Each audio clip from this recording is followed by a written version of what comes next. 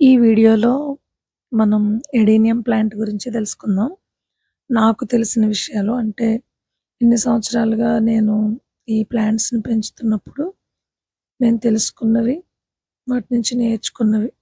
అంటే ప్లాంట్‌ని ఎలా పెంచాలి, వాటి కేరింగ్ అదంతా ఈ వీడియోలో షేర్ చేసుకుంటాను.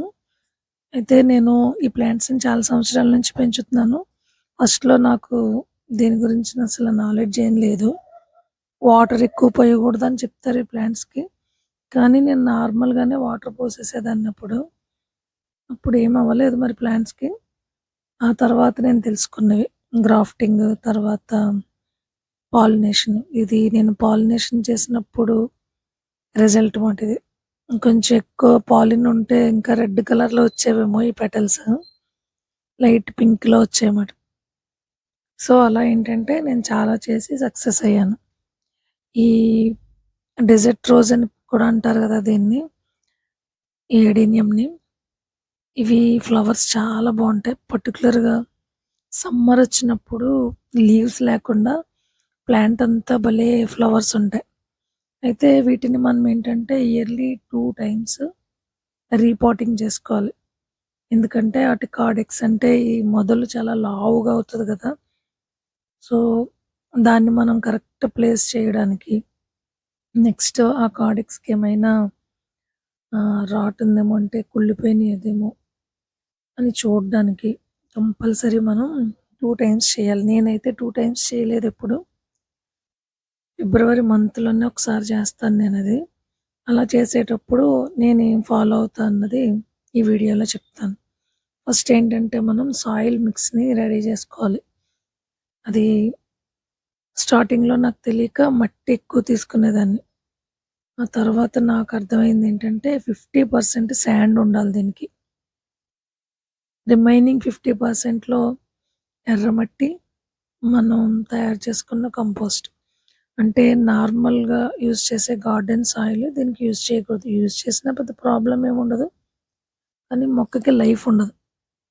సో, అలా ఏంటంటే మిక్స్ చేసేటప్పుడు నేను కొంచెం వేపపిండి, ఆ తర్వాత కొంచెం ఈ ఫంగిసైడ్ పౌడర్ యాడ్ చేస్తున్నాను. అంటే మొక్కలకి ఎలాంటి ఫంగల్ ఇన్ఫెక్షన్ రాకూడదని. సో, నేనలా దాన్ని మిక్స్ చేసుకుంటానన్నమాట. ఇవి సీడ్స్ పడి వచ్చినవి. లాస్ట్ టైమ్ మా ఇంటికొచ్చినోళ్ళు ఒక 2 వీక్స్ బ్యాక్ చాలా మొక్కలు తీసుకెళ్ళిపోయారవి. రిమైనింగ్ అవున్నాయి. లాస్ట్ 2 వీక్స్ బ్యాక్ నేనొక వీడియో చేశాను. లాస్ట్ వీక్ అనుకుంటా. అలా పెరిగిన మొక్కల్ని కొన్ని షేప్ చేద్దాం అని చెప్పి చేశాను. చూడాలి అవి ఎంతవరకు సక్సెస్ అవుతాయో. సో, ఈ ప్లాంట్‌ని ఏంటంటే మనం ఇలా రీపాటింగ్ చేయడానికి ఒక 4, 5 డేస్ నుంచి వాటర్ ఇవ్వకూడదు. వాటర్ ఇవ్వలేదు. అలా వీటిని ఒక పక్కకు పెట్టి ఉంచాను. అంతకుముందు గ్రాఫ్టింగ్ చేసిన ప్లాంట్స్ కూడా ఉన్నాయి ఇందులో. సో, వీటినేంటంటే మనం వన్ బై వన్ తీసుకొని రూట్స్ దగ్గర ఉన్న ఈ కార్డెక్స్ ఏమైనా డ్యామేజ్ అయిందా అన్నది ఫస్ట్ మనం చూసుకోవాలి.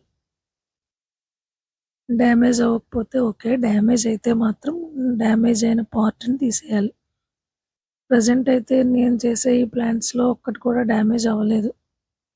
సో, అందుకని ఏంటంటే నేను జస్ట్ రూట్స్‌ని మాత్రమే చిన్న చిన్నగా కట్ చేశాను. ఆ తర్వాత స్టెమ్స్ కట్ చేయాలి. ఇది మనకి క్లియర్‌గా తెలుస్తది. ఎలా అంటే నార్మల్ ప్లాంట్ కాకుండా అంతకుముందు దాన్ని గ్రాఫ్టింగ్ చేసిన ప్లాంట్ అయితే ఏరియా మనం ఐడెంటిఫై చేయొచ్చు. దానికంటే కొంచెం పైకి దాన్ని కట్ చేసేయాలి. అలా చేసిన తర్వాత దాల్చిన చెక్క పౌడర్ గానీ, ఫంగిసైడ్ ఏదన్నా ఉంటే దాని మీద అప్లై చేయాలి. ఎందుకు అనంటే దాని నుంచి ఒక వైట్ లిక్విడ్‌లా వస్తది. సో, దాన్నేంటంటే మనం ఒక టిష్యూ పేపర్‌తో తుడవడం గానీ, క్లాత్‌తో తుడవడం గానీ చేసి, ఆ తర్వాత ఈ ఫంగిసైడ్ అప్లై చేయాలి. కట్ చేసేటప్పుడు కొంచెం వాలుగా ఉండేలా కట్ చేయాలి. అంటే వాటర్ దాని మీద నిలవకుండా, స్టాగ్నేట్ అవ్వకుండా కిందకి పడిపోయేలా. అంతే. ఈ వైట్‌గా వచ్చేది ఏదైతే ఉందో, అంటే నా అబ్జర్వేషన్‌లో నాకు తెలిసింది. అది కొంచెం అలర్జిటిక్‌గానే ఉంటది. అంటే పాయిజనస్ అది. అది మనం మొహం మీద గానీ, లేదా స్కిన్ మీద గానీ ఎక్కువ టైం ఉంటే చిన్న చిన్నగా ర్యాషెస్ ఒస్తాయి దానివల్ల. అది నేను చేసేటప్పుడు ఈ కన్ను పై భాగంలో ఇలా తుడిచేస్తే రోజంతా అలా ఇచ్చింగ్ ఒస్తూనే ఉంది నాకు. సో, అలా అన్నమాట. దాని నుంచొచ్చే ఆ లిక్విడ్ విషయంలో కొంచెం జాగ్రత్తుండాలంతే. ఆ! రిమైనింగ్ అన్నీ నార్మలే. వాటిని కట్ చేసి వాటికి ఫంగిసైడ్ పెట్టుకొని ఉంచడం. ఉంచి వెంటనే మనం రీపాటింగ్ చేసుకోవచ్చు. ఒకవేళ ఆ కార్డెక్స్‌కి ఏమైనా పాడైపోయిన ఏరియా ఉంటే మాత్రం దాన్ని కట్ చేసుకొని ఎంతవరకు అయితే బ్లాక్ కలర్‌లో వచ్చిందో అది తీసేయాలి. వైట్ కలర్ వచ్చేంత వరకు. అప్పుడు దానికి కొంచెం ఫంగిసైడ్ అప్లై చేసుకొని ఒక 2, 3 డేస్ మనం షేడ్‌లో పెట్టుకొని ఆ తర్వాత రీపాటింగ్ చేసుకోవాలి దాన్ని. ఇప్పుడు నేను తీసిన ఏ ప్లాంట్‌కి కూడా రూట్ రావటం లేదంటే కార్డెక్స్‌కి ఏం అవ్వలేదు. రూట్స్‌కి కూడా ఏం కాలేదు. అలా. సో, వీటిలో ఈసారి ఇలా పెద్ద దాంట్లో పెట్టకూడదనుకున్నాను. చిన్న చిన్న టబ్స్‌లోనే పెడతాను. టైం లేదు. కానీ ఈ టైంలో చేయకపోతే వీటికి ఫ్లవర్స్ రావు. సమ్మర్‌లో ఎందుకంటే మనకు చాలా ఎక్కువ ఫ్లవర్స్ ఒస్తాయి. దీనికి వాటర్ ఎందుకు ఎక్కువ ఇవ్వొద్దు అని అంటారంటే, ఇది డెజర్ట్‌లో పెరిగేది కదండీ! ఆటోమేటిక్‌గా బై నేచరే వాటి స్ట్రక్చర్ అలా ఉంటది గదా! సో, ఆ కార్డెక్స్ ఏదైతే ఉందో దాంట్లో వాటర్ స్టోర్ చేసుకుంటదది. సో, మనం ఇంకా ఎక్కువ వాటర్ ఇస్తే అప్పుడది కుళ్ళిపోద్దన్నమాట.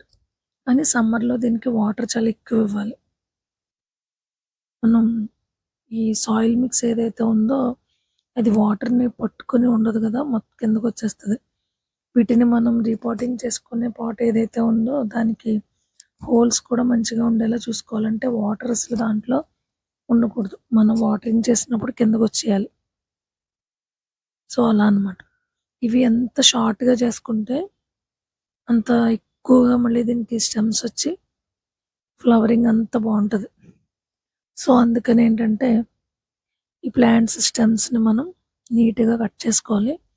అన్ని స్టెమ్స్‌కి ఈ ఫంగిసైడ్ అనేది మనం అప్లై చేయాలి.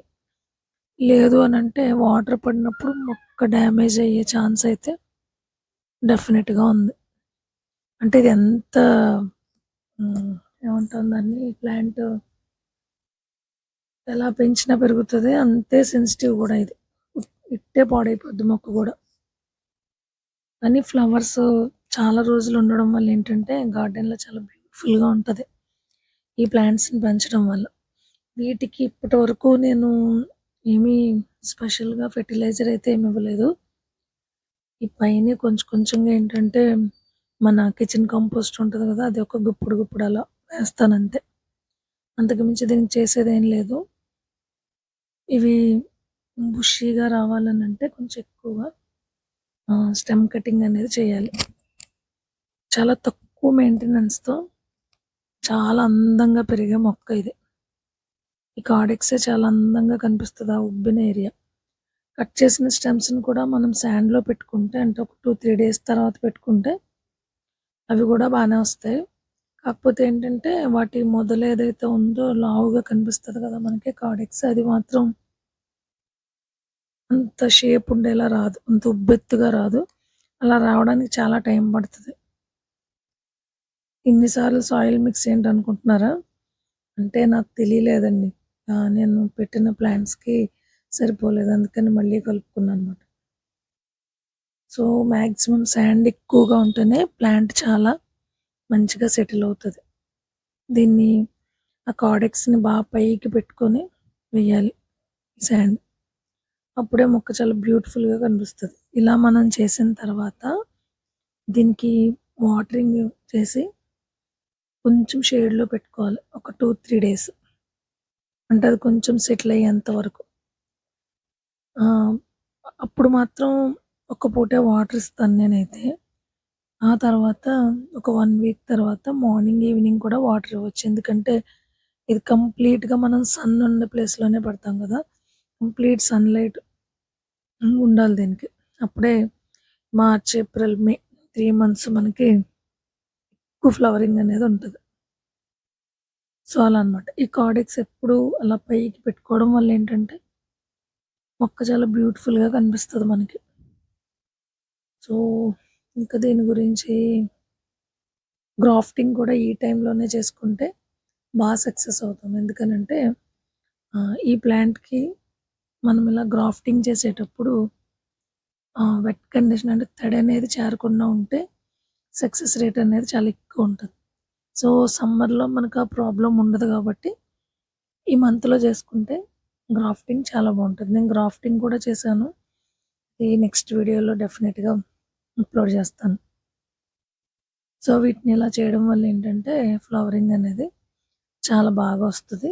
ఇలా చేసిన తర్వాత ఎందుకు మనం ఒక నీడలో పెట్టాలి అనంటే, ఇవి సెటిల్ అవ్వడానికి కొంచెం టైం తీసుకుంటాయి కాబట్టి, మనం దాన్ని కొంచెం షేడ్‌లో పెట్టుకుంటే బావుంటది. ఇది స్టెమ్ కటింగ్ అందుకే చూడండి దానికి కార్డెక్స్ లేదు. ఇలా వాటరింగ్ ఇచ్చి వీటిని ఒక 1 వీక్ ఓన్లీ సింగిల్ డే అది కూడా ఈవినింగ్ ఇస్తే మంచిది. ఆ తర్వాత మనం 2 పూటలు కూడా ఇవ్వచ్చు. సో, నాకు తెలిసిన ఇన్ఫర్మేషన్ ఈ వీడియోలో నేను షేర్ చేసుకున్నాను. ఈ వీడియో చూసిన తర్వాత ఇంకెవరికైనా ఇంతకంటే ఎక్కువ ఏమైనా తెలిసుంటే నాతో షేర్ చేసుకోండి డెఫినిట్‌గా.